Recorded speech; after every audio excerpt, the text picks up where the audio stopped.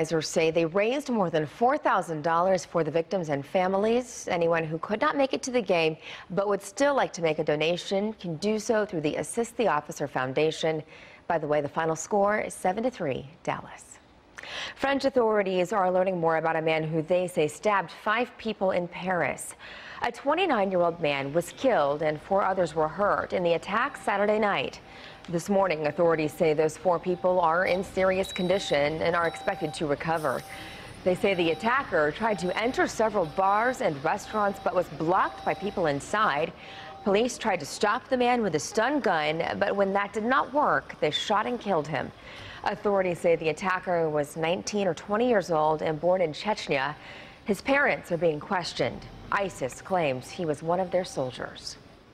A 17th fissure has opened up on Hawaii's Big Island, and that means more steam and lava. The eruption of the Kilauea volcano has rocked Hawaii for more than a week, and now officials are warning of another possible explosive eruption. They are telling nearby residents to be ready to evacuate at a moment's notice.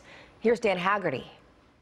After more than a week of volcanic activity on Hawaii's Big Island, President Trump approved a major disaster declaration to help evacuated residents over the next 30 days. Lava emissions appear to have stopped in the last few days, but scientists worry more eruptions could be on the horizon. The question is, when will that explosion occur, if it occurs? And so we're on pins and needles waiting to see what happens with that.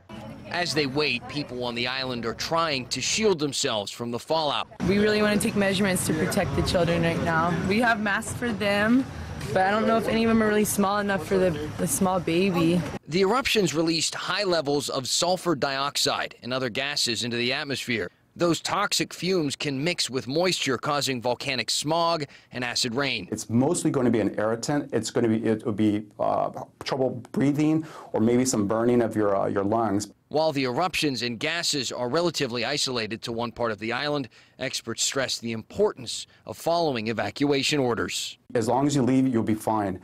Dan Haggerty, CBS 11 News. And with that latest fissure overnight, even more people are now being told to prepare for evacuations. A march in the streets of Fort Worth for marijuana. You may notice some people smoking in this video, chanting, "We smoke weed" in the downtown area. Activists want Texas to follow other states like California and Nevada and 7 others and legalize marijuana. We're about empowering Texans to educate their lawmakers about marijuana and to get in front of their faces before the legislative session begins.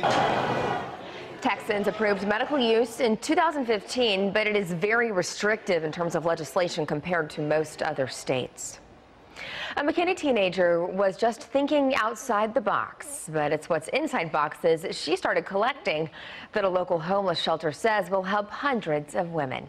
JD Miles shows us more. Billy August